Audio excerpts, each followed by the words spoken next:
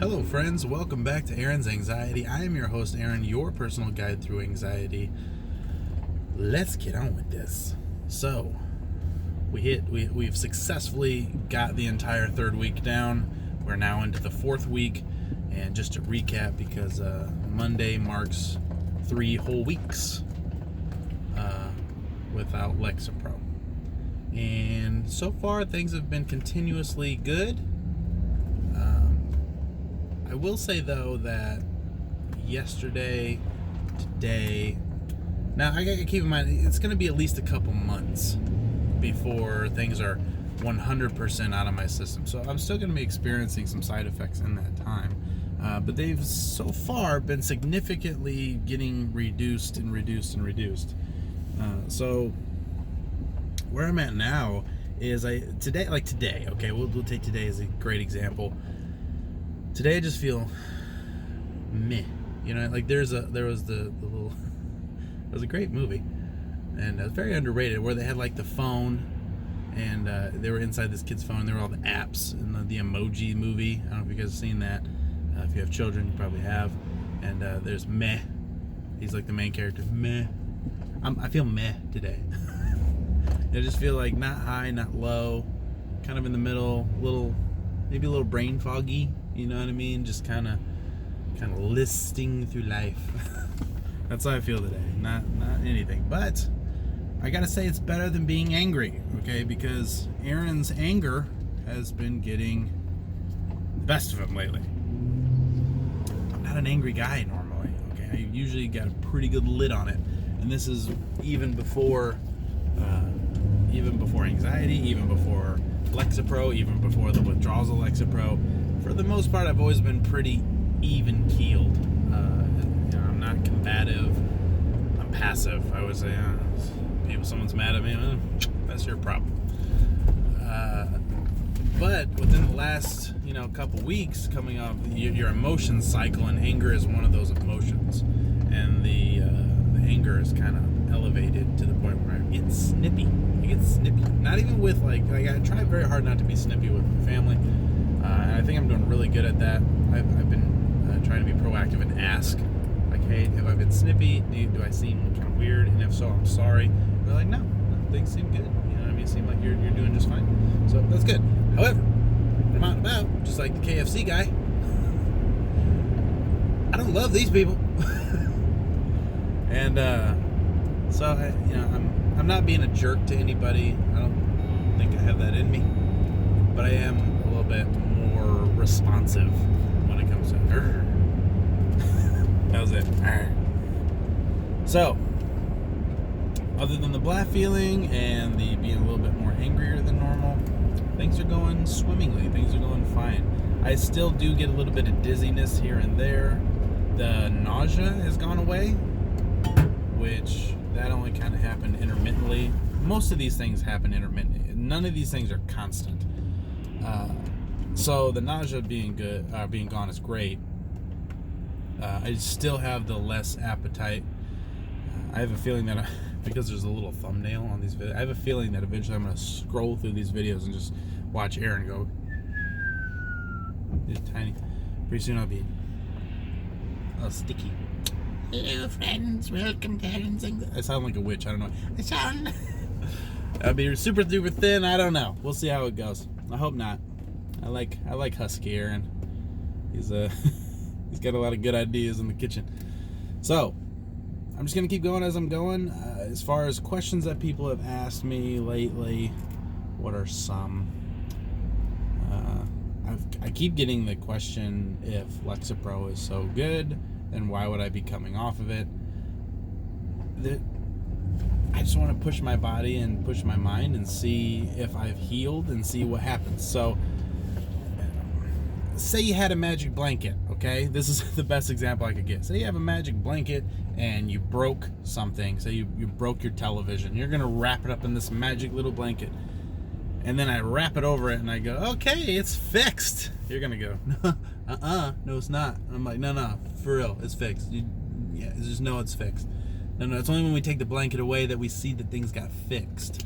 Okay, so I think that there's, excuse me, just like your arm, I think there's always a little bit of scarring here and there mentally.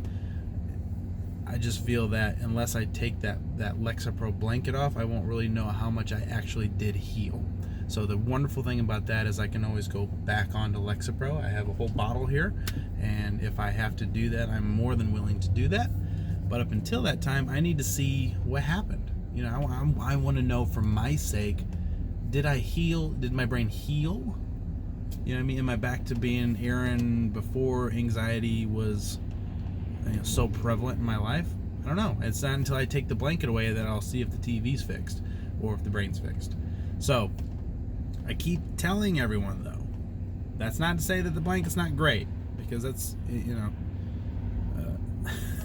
figuratively, that's a good example. Lexapro seems like a little magic blanket. It's kind of masks things. But it's important that not only do we mask it to keep, us from losing our but it's important to know if things are being healed. So I don't think the Lexapro can 100% heal us, besides giving us that a little bit of breathing room to say, okay, now the anxiety isn't bad. Let's go to work and see what we can do to fix it. So if you've been an avid subscriber up to this point, you'll know that I go through a lot of things as far as combating anxiety. I've had to deploy some of those things that I haven't used in a long time with the withdrawals, just because they're like anxiety related, heightened anxiety. So we want to get the breathing techniques down, reframing techniques. I've got videos on these things, and also diet and exercise. I haven't been exercising, but I have been trying to clean up the diet here and there. So all these things help. I've been taking the magnesium pills, which help. These are all things that you can take with normal anxiety, with or without Lexapro, doesn't matter, and they're going to be beneficial to you, these acts and things like that. There's also grounding techniques. I love grounding techniques. They seem to work the best for me. Between the breathing techniques and the grounding techniques, those two I kind of swap back and forth depending on how I'm feeling. If I was having a bad day, I'll go to my refrigerator and I will grab an ice cube out of the fridge and just hold the ice cube. If you haven't done that before, give it a shot. Next time you're having heightened anxiety, go grab an ice cube and sit there and hold it. Let it be super cold. Notice how cold it is. It's cold, it's wet, it's hard.